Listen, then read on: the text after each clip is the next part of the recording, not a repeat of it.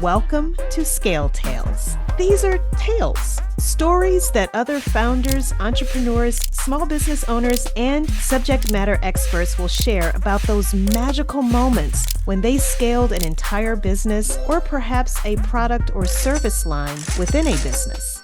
This storytelling show is designed with you in mind. The person seeking to do something extraordinary or achieve a transformational breakthrough in the business you own or the business you work for. Our goal is for you to not just be inspired by the words you hear, but to be equipped to take action. And as for me, who am I? Well, I'm Alicia Butler-Pierre. I'm the creator and producer of this show, and I'm the founder of a company called Equilibria Incorporated. Welcome to Scale Tales. This podcast is brought to you by Equilibria Inc. Did you know you can earn PDUs from listening to this show? It's easy, accessible, and submitted directly to PMI. Keep listening to learn more. Equilibria provides training to assist fast-growing companies to increase capacity and cash flow while operating at maximum performance. As a leader, founder, or project manager, you know all too well that chaotic work environments aren't sustainable. Visit eqbsystems.com to sign up for a free discovery call and start flowing today. eqbsystems.com. Welcome to Scale Tales, the business storytelling podcast where entrepreneurs, executives, and experts share firsthand accounts of those magical moments when they achieved something bigger than even they could have imagined. I'm your host, Alicia Butler-Pierre, and this particular episode will be a bit of a departure from our usual storytelling format, but it's for a good reason. As you know, AI is pretty much inescapable at this point. It seems to have a sort of omnipresence where it has taken over many facets of our lives, from how we search for information and plan things around that information, to straight up doing desktop work for us. That's why we thought we'd share with you an episode from a friend to our sister show, the Business Infrastructure Podcast. This episode isn't our traditional storytelling format, but it does contain a story about passion, ambition, scale, and AI. I must add this disclaimer before we get started. Keep in mind, some of the information has changed since this episode originally aired on our sister show in 2024. But the concepts are still relevant as of this release in April 2025. This is episode 34, How Tracy Hazzard Leveraged AI and ClickUp Automations to Produce Over 50,000 podcast episodes. My name's Tracy Hazzard. I'm the CEO and co-founder of Podetize. And we're going to specifically talk about how to build data sets and feedback loops to customize and train your AI. Tracy is very modest, everyone. I'll brag on her and Podetize a little bit.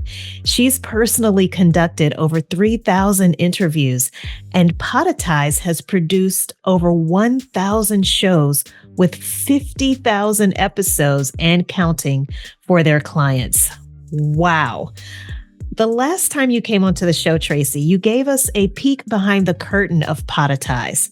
Turns out you all use ClickUp as an operating system, but with all kinds of customizations to automate your workflow for an international team that spans several countries, right?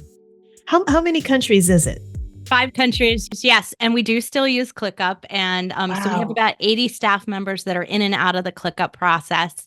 And yeah, it's still going like gangbusters, but we customize it so much that it's like unrecognizable as ClickUp. If you were to start using ClickUp today, like you wouldn't know what it is. But yeah, it just automates the production flow and keeps it trackable for us. So this is really why we could see overlaps and inefficiencies in our business really easily. And so right now we're actually in the process of integrating our audio and video team together because of AI tools and because just the output is different. We have like more than 60% of our client base is now doing video as well, which is different than it has been in the last 4 years. That makes sense, especially with the proliferation of shorts on platforms like TikTok, Instagram, and YouTube. Being that you're a technologist at heart, Tracy, I think it's safe to say that Podetize is an early adopter of AI. Can you explain to everyone what you all do at Podetize? And then take us back to the early days of you all using AI. Sure. So Podetize is podcast and monetization put together. Our platform was always built with the technology of being able to mix your own promotions and ads and other things to make sure that you could monetize your business to business podcast. It's our focus. We're not really focused on the entertainment style shows. We're focused on the independent business to business use of podcasting. So think of it like content marketing, and that's where our specialty lies. Initially, we started out offering all these production services. We knew we would eventually want to offer this sort of, I'm going to call it do it yourself way, the way to use the technology to do it. But the technology wasn't there yet. The AI hadn't caught up yet. There was just pieces and parts that were starting to come in, but they weren't really there. And they required too much training. And my clients were never going to do that. So they didn't want to sit through a course. They just need it done for them. So we developed these done for you services, but with the intention that we would learn from that and start incorporating things into our self-service model as fast as we could. And so that was the intention over time. And one of the very first things that we started to do for our clients when we would start, we always started with video, audio, blog, and social share. So we do all of those things in our production process.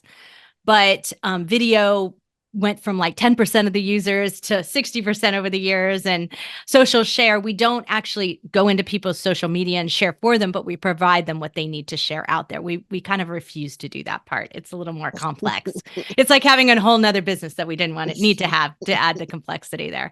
So that's kind of our model of it. But in doing so, we're touching so many different aspects of their business, and everything has to flow through because, as you mentioned, YouTube today, YouTube's owned by Google. It's an SEO strategy. It's a search engine optimization model. So everything we do has to be titled right, has to be captioned right, has to be described right, get everything in that process. And so by controlling all the pieces for our clients, we started to understand the continuity across all those pieces.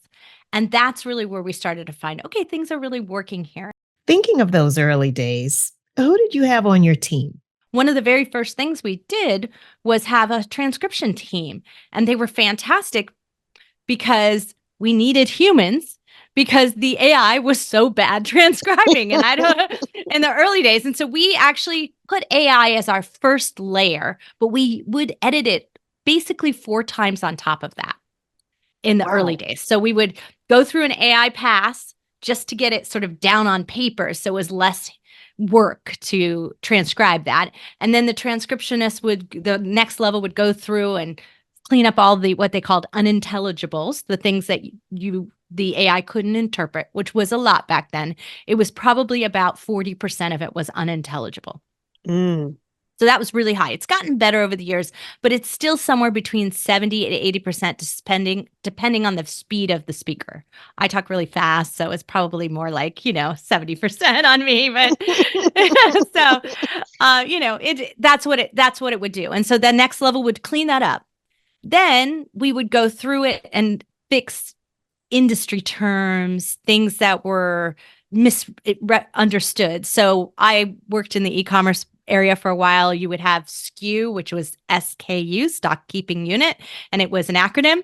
But very often the AI would interpret it SKEW. And so you would have to go in and clean those things up. So you would have to know something about the industry that you were working with. And so it would take some time for our transcriptionists to get up to the level where they could understand, and we started to having to group them together. So this started to give us this idea that in order for the AI to get better, it needed to learn an industry lingo. That naturally begs the question, how do you teach the AI in industry lingo? Well, there really wasn't a way to like plug in some, dictionary. That's about it. Like there really wasn't a way to do that because everybody used them differently. They sometimes have different meaning. They're usually emerging in an industry, especially something like real estate when they're talking about distressed notes and, various weird things that there are actual definitions for those words, but they don't mean what you think they mean. And in real estate, they mean something completely different, right? So that's what we started to learn of it. And then everyone has their own sort of way of speaking and way of using terminology, and they're honestly, there's generational speak that it just scares the heck out of me. I happen to have 3 daughters who are all from a different generation. So I have a millennial, a Gen Z, and a Gen Y. So it's crazy. And they all have different words that they use and they mean different things. So this is where we start to get into that. Like, how do we do this? So what we found was the AI wasn't getting any better over time. It was getting worse. And so we were like, what's going on here? We're doing all this work transcribing it. We're getting it in the blogs. We're doing all of these things that we're supposed to do. But the AI is not getting better. Shouldn't it be getting better? And what we realized is that it's built without the feedback loop. So it has no way. It doesn't know when you pop it into some AI transcription thing, it hands you back a document. Then you take that document and you go do what you're going to do with it. Write an article about it, put it in a blog, make a show notes for your podcast, right? Whatever you're going to do with it, you do that separately. You never send it back and said, you screwed up on all these words. So it doesn't have a feedback loop to learn how it was. You might, in some transcription services, say, how accurate was this? And you could give it a rating, but that doesn't teach it what it missed. And that's really what we started to refine. So internally, we created the feedback loop. So we would have that's why we actually incorporated our AI into our platform in 2018. We only used it behind the scenes. So only our team used it. The front-facing clients did not. In the next 30 days, they actually will be. That's amazing, Tracy. And the fact that you all started this back in 2018 is even more amazing. So anyone who has a podcast can go use our AI transcription system. But for right now, what happened is that we would feedback what it was. And so then we would teach the document to compare. Have you ever done that in Microsoft Word? Compare docs, Google Docs, compare to the final red line edited version and where are all the changes. And so we would teach it to compare itself.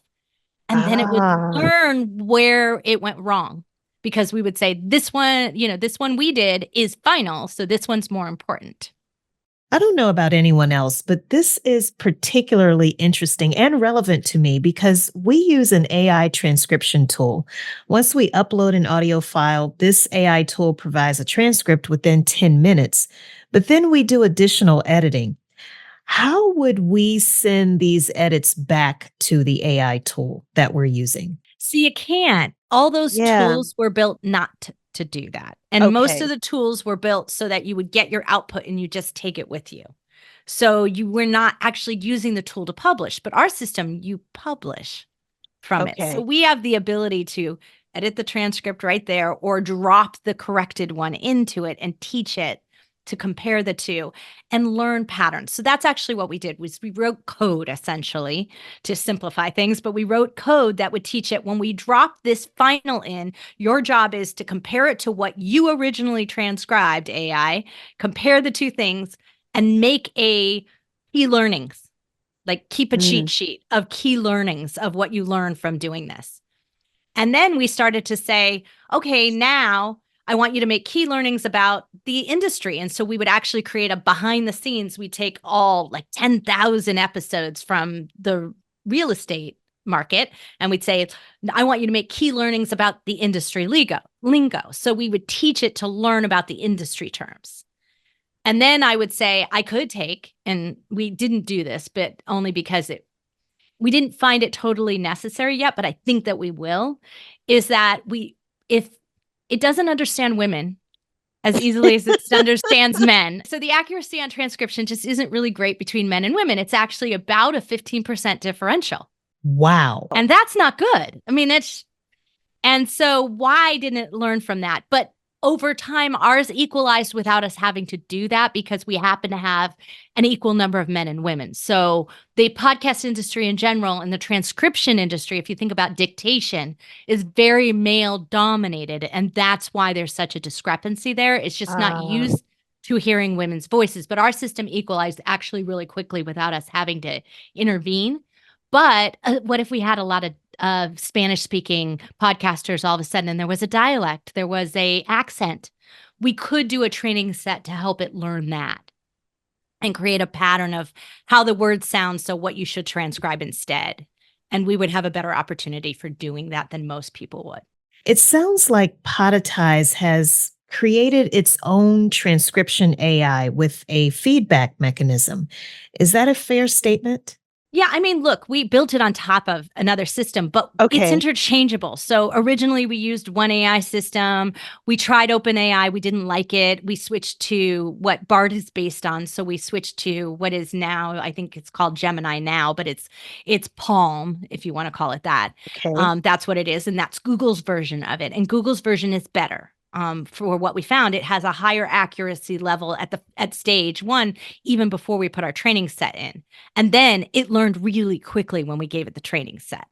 So this is kind of its progress matters, but it basically means that tomorrow, if Claude outdoes Palm, we just can switch it out. So we can be agnostic to the large language model that it's built on. And in this market, it is risky. What if a company goes belly up? And you built everything customized on it. So we built it so you could pull that piece out and our piece would still exist. And all the learnings that we had it create would exist. And the new AI would just learn that. Tracy, when we were backstage talking, you mentioned that there are 3 things that a good AI tool should have.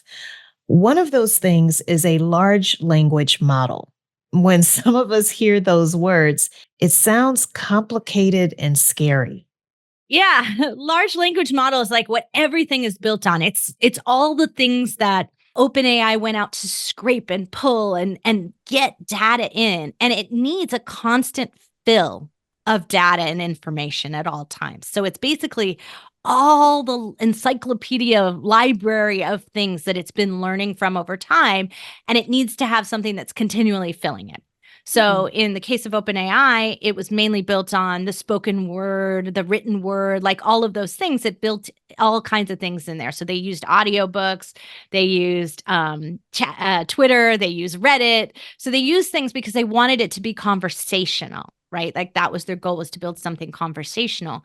So in that process, they went for basically a large language model that was built a lot on conversations. Palm and Google's version of Gemini are built more on all the things off the internet, the written word, blogs and our websites and all the things that are out there that are written. So it has a different model that is maybe, I think personally, in my use of it, is stronger in search engine optimized results. So if I want to write an article, if I want to title something that's going to be a blog, a podcast episode, I probably want to use that because it's farther along. It's learned from a lot more data. I think some estimates are it's got like 3 to 5 times more data than OpenAI's large language model is based on. So it's more information. And it fills at a faster pace. So when you think about that, that's really important too, because we could get diminishing returns from our large language model if it's not learning new things fast enough, meaning it'll kind of flatline in what it can do if we don't give it a lot of new information. Because it, as I pointed out, my younger generation comes up with new words every day. If you're not building that in, you're not learning from it, you're not growing. Right. And the large language model has to grow or it will flatline on us, and we'll get a lot of redundant and similar results. So everything will be homogenized. And we don't want to be that. We want real original, continued thought leadership. So the large language model becomes that really critical growth piece. And I want to be able to switch it out to whoever's best at whatever the end result I want. So if I want to use it for my customer service, I probably want to use OpenAI because I want better conversations. Okay, so OpenAI for conversations and Palm for research-based written communication. By the way, for those of you that may not be aware, Palm is the AI large language model developed by Google. That's what Gemini is built off of. Once you select a large language model that you want to build an AI tool on top of, do you then feed it an initial data set so that it can learn things. And then moving forward, you add more data so that your tool can get better at generating results? So it's a combination of the training data set and prompting. Like those, you guys have heard prompting, I'm sure, before by now in the whole AI process. Prompting is what you ask it to do, right? Okay. How you're instructing it to do it. So training is like, here's this other library. I want you to compare and contrast with that. But here's the prompt here's what I want you to do with it, how I want you to use it. And those things go hand in hand with creating a really rich training data set, but also customizing a solution that's going to optimize your business use case. So in our case, we want it to be, if you want to title your episodes right within our portal, then we're going to be teaching it. Here's 50,000 episodes that we personally titled, that we know rank on Google, that we know rank high in the search engine already. Now, go one step further and learn from Alicia and make sure you title it in a way that she would approve. So it has her brand styling in it. And it's in my voice. What we found is somewhere between 20 to 50 episodes. That's all it takes. 20 to 50, it depends on kind of your model. If you have a lot of guests, it takes longer. But if you're doing a lot of subject matter episodes, then it's easier. It can go faster. Okay. And in that model, it will learn very quickly your brand, and it will get it right about 90% of the time, the first time it generates a result for you. And that's important for it to get as close to being right the first time around as possible. It saves us even more time in making corrections. Because you'll get frustrated, right? If you use it, you had to like generate like 10 every time. Exactly. Back when I wrote for Ink Magazine, they used to make us submit 10 titles because people are so bad at titling. Now I could do 3 and I've got one that I know is good. And that's not all that Tracy and her team have done to achieve significant scale at Podetize.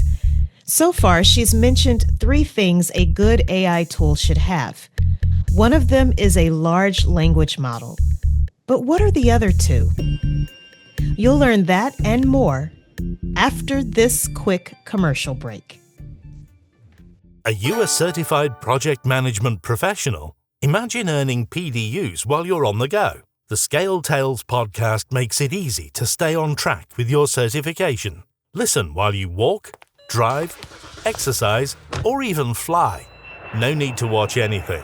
Just sign up, listen, and take a quick quiz.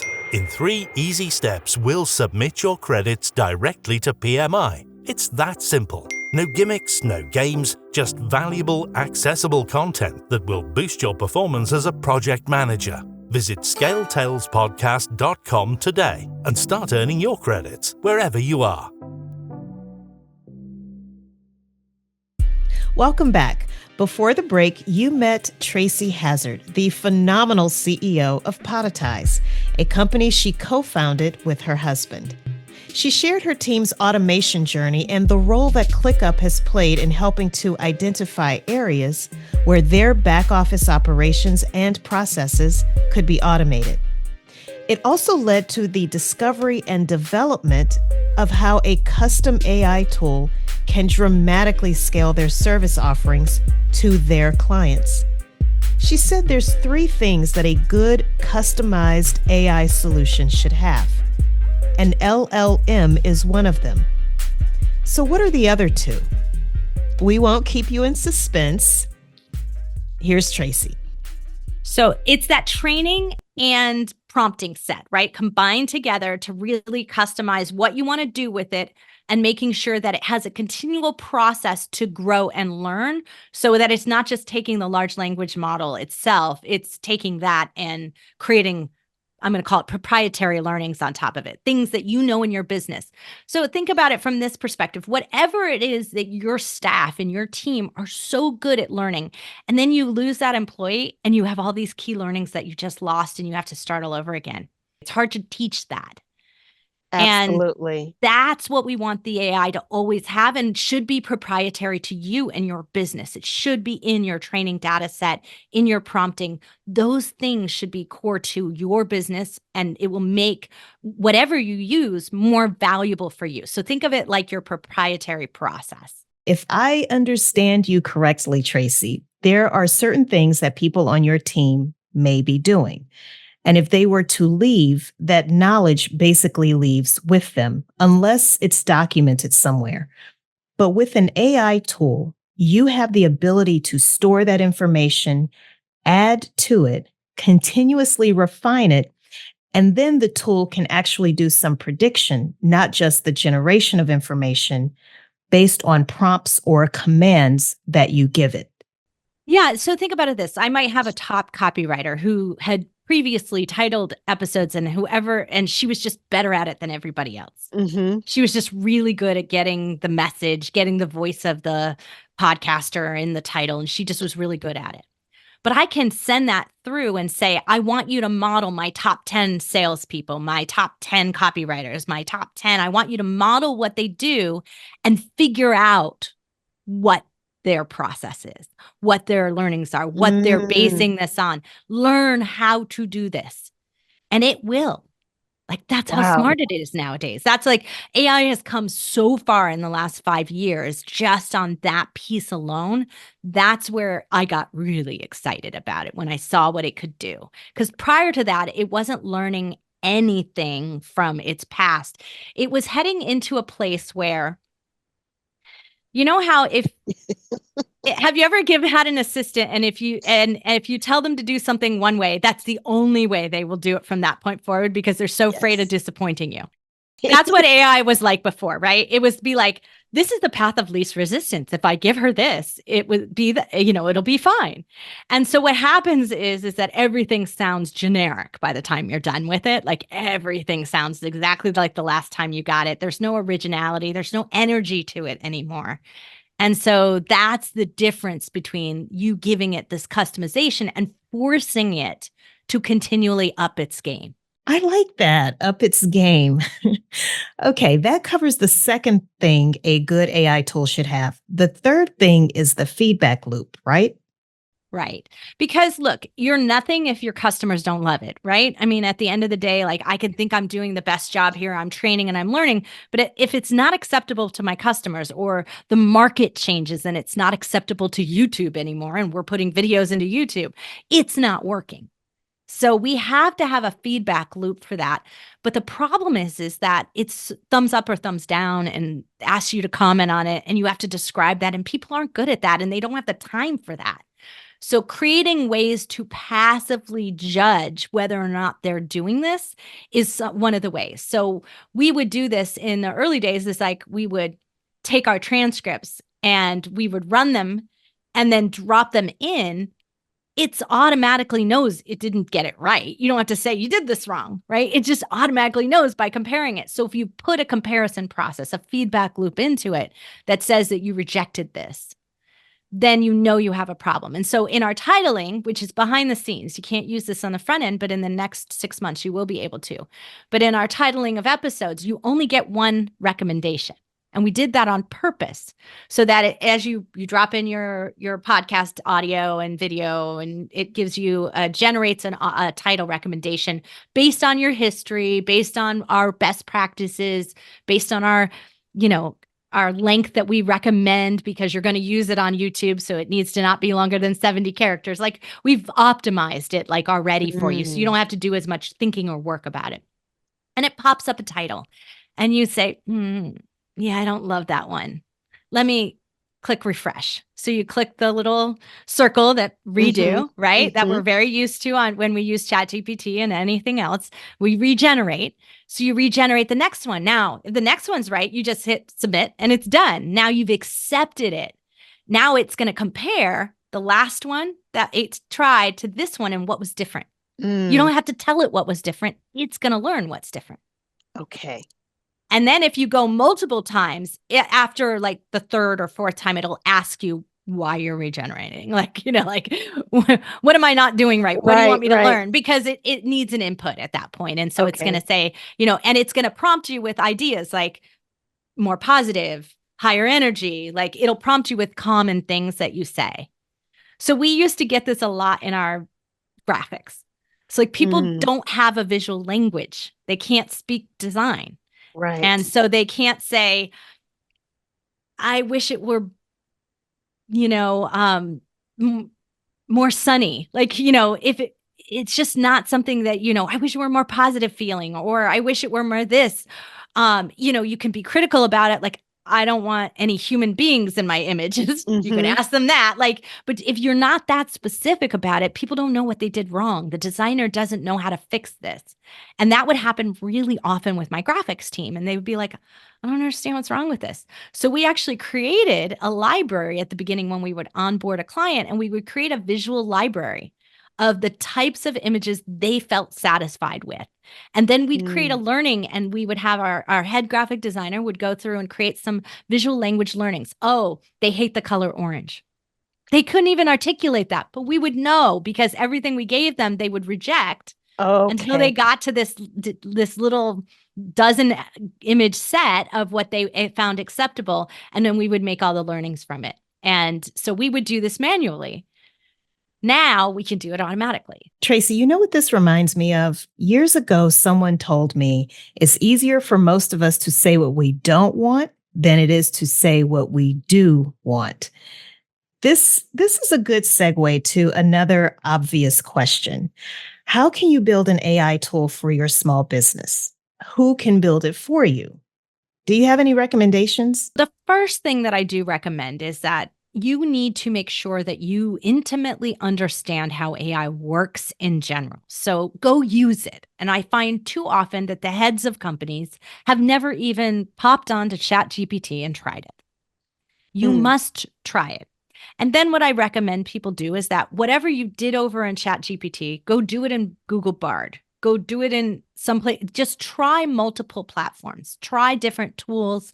See what they're like. And you do the same thing twice. This is how I taught every member of my team to use the tools. Was I actually had a class. I did it for all my clients. And I call it my AI 101 kind of class. And it's basically this, is it teaches the basics of how the power of your questions, the vocabulary you use when you're asking it things, adjectives, verbs, how you're getting it to do what you want it to do is extremely important. When we treat it like this tool that should just know everything, it's a mistake. It's like assuming that our team knows what we want. It's mind reading. And that does not exist. We cannot get good team if we don't train them, if we don't support them, if we don't give them feedback and let them know what they're doing right and what they're doing wrong. It's the same thing. AI is a team member. So you should get to know it just like you get to know every member of your team and understand just the basic fundamentals of it. And the next step, though, is that you do need to accept that this is an experiment. That there are a lot of people out there who claim, oh, I can program AI, but they don't know what they're talking about yet. They're all learning on you. They're learning on your dime. So you have to just be willing to accept that and say, hey, I'm investing in you to work with me, and let's do this together. You're going to learn a lot about AI, and you're going to learn a lot about programming, and things are going to go wrong. And that's okay. But we're going to be in this noble experiment together. And we're going to get something out that we didn't even imagine when we started our plan for it. Should we specifically look for programmers that have a specialty in AI? Is there a certain title that we would look for? I like to work with coders who are always willing to learn the new thing. They're not stuck in their ways of the thing that they've always used. So if they say, oh, I only code in this language, whatever it might be, I'd be like, nope, you're not my team member, right? I want you out there experimenting. I want you willing. God, I made the poor guy who built my portal, who's still on my team today, absolutely amazing guy, built everything. And I found him on Upwork. And all I needed him to do was a tiny little couple $100 project to put that AI transcription system in an automation into my Dropbox folder so that I could link it from ClickUp and Dropbox. That's all I needed, was to create the conduit between this API for the AI and that. And he just did such a fabulous job of thinking things through for me. And he said, I think we should build it this way because it's going to have more longevity, less will break in the future. You won't have to repair the automations as often. We're not going to use a Zap. We're going to do it this way. And he coded all this stuff. And I got major money's worth out of that because he just made my whole system work faster. Someone with that kind of structural thinking is going to be much more valuable to you here than someone who can program. And that's hard to find. I think you have to have some comfort level with them, and also just some grace, because it's not going to work out every time you try something. It's just not gonna. Like you said, and just keeping in mind that it's experimental, right? Yeah. And that's why we put everything behind the scenes and try it out with our team, because if our team gets frustrated with it and refuses to use it, it's bad. And we need to make repairs, right? But if our team is like, this is the best thing, could you do more? Can you automate this more? Now we know we're on to something. We've made their life better. Let's talk a little bit more about your company's AI transcription tool with the feedback loop. Is it available to anyone or only your clients? No, I mean, you have to use it from within our portal. However, Okay. It is in our long-term business plan to be able to create APIs for other companies to be able to utilize it in their systems, in their processes. Okay. So in a sense, we created not only something that we'll use intimately in our portal, but we can license it out to other companies that might be doing videos, that might be doing, high levels of blogging or other things that might come from the spoken word or audiobooks. Wouldn't it be great if you just had the audiobook version and then you had the written version? Like, what if it could do that? That would be great, Tracy. Can you share some resources where we can learn more about AI and how to build our own AI tools to improve our operational efficiency? I am a big fan of getting into a community that is experimenting. So this is where our coders have a lot of advantage. They're in Reddit groups and they're in coding communities and they're all chit-chatting back and forth, and they're progressing at a faster pace because they're being open about it. It's why OpenAI was built the way that it was, right? They're being open about it. Hence the name OpenAI. You mentioned a class that you've taught your team. Is that available publicly? I did I want to say it's like 10-part class, which I am always happy to share with anyone, which I was just showing my clients how to play, how to experiment. It's in Zoom. It'll be there because I promised everybody it would stay in Zoom for a year. So it'll be there for a while, and you can go and play with that and just learn from that. So that's there. But I also have a very, it's called AI for All. It's a circle group. If you've ever done circle.so, AI for all.circle.so. And a good friend of mine, Joy, runs it. And what I really love about her is she's always experimenting. She'll just show you how she built an AI bot, how she did something. She'll share it right with the community. And everyone within the community does that. They just gift their courses and gift their conversations. And they're all awesome. So rich about it.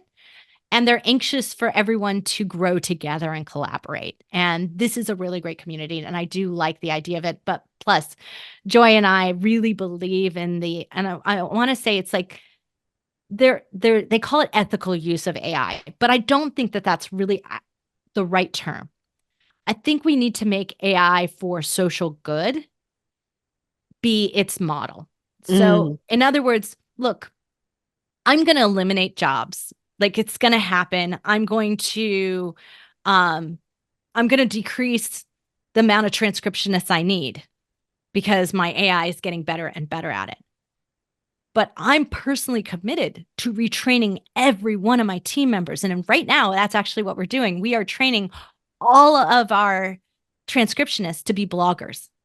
Because blogging is custom, like you have to format everything. And it's a great opportunity for them to copy edit and double check and make sure the AI didn't mess up and we still didn't miss anything in the process. But now they're becoming 90% blogging, 10% transcriptionist.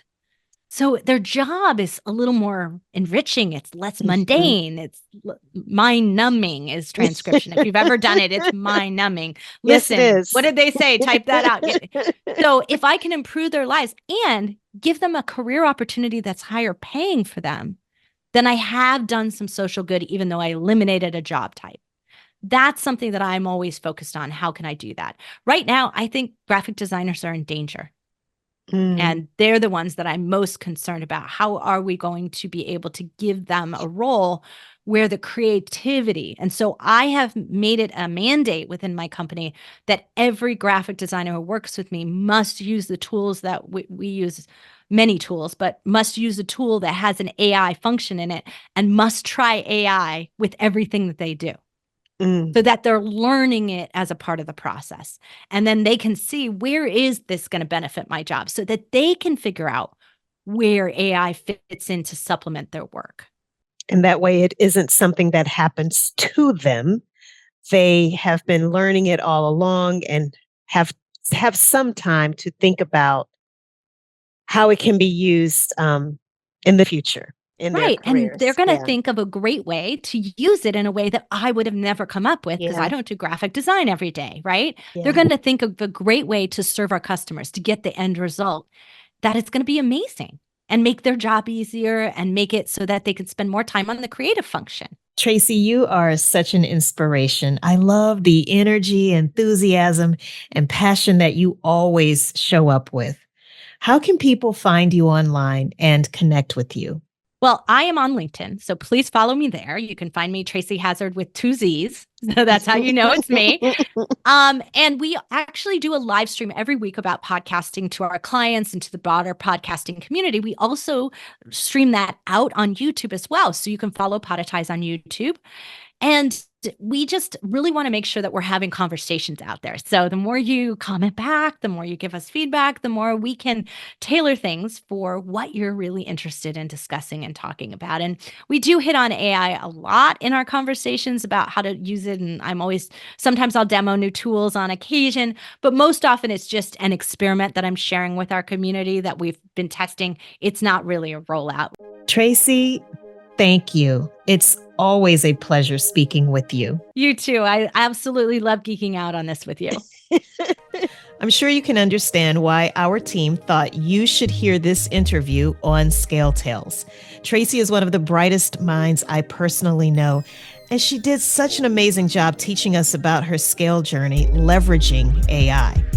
Because this technology evolves rapidly, I'll keep the lessons learned as generic as possible. Here goes. Number 1, if there's a good bit of your process that is manual, it's possible you can create or have someone else create an AI bot to do that manual work for you. First, you have to have data sets. That could be multiple project plans, requests for proposals, contracts. That data is fed into a large language model, or LLM. The LLM is one of the 3 things required to create your own AI tool. The other 2 are a combined training and prompting set and a feedback loop. The feedback loop helps the AI bot to learn how to do the work involved in your process. Number 2, fight the fear. FEAR is an acronym for false evidence appearing real. I remember seeing that in an email that circulated over 20 years ago, and it's true. Yes, there are pros and cons to AI, but isn't that true with any tool or technology you already use? The best defense against fear is education. So, invest your time in learning from the free AI courses that are available online. One place is our AI audio conference on the Business Infrastructure podcast, but there's tons of others.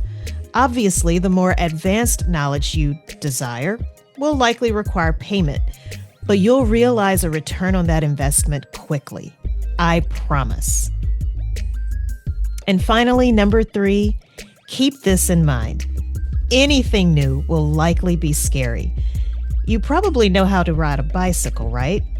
Well, you didn't just hop on a bicycle one day and become a pro at riding it. You had to practice. You probably fell down many times, but you also got up and onto that bicycle again and again until you had full confidence that you could ride without falling. This is the same with learning new technologies. Be a participant, not a victim of it. Again, education and practice are the best ways to become a participant.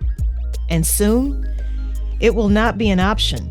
So, start learning and using AI now in some way, in some fashion. Okay? You've got this.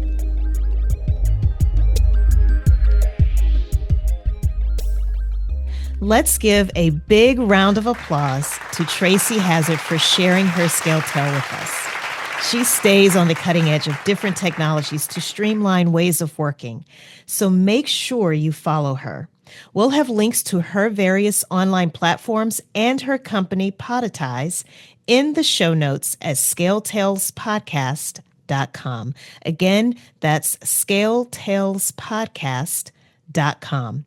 We'll also have a link to our AI audio conference hosted by our sister podcast. It's called Business Infrastructure, Curing Back Office Blues. If you are a PMP interested in earning a PDU for listening to this episode and others, then visit scaleTalesPodcast.com. Once you're there, click the button that says Get CEUs/PDUs credits, sign up for a monthly membership, and we'll make sure we submit your earned credit to PMI. Thank you for listening. If you learned something valuable from this episode, please leave us a 5-star rating and review wherever you're listening. Make sure you subscribe to the show so that you don't miss it.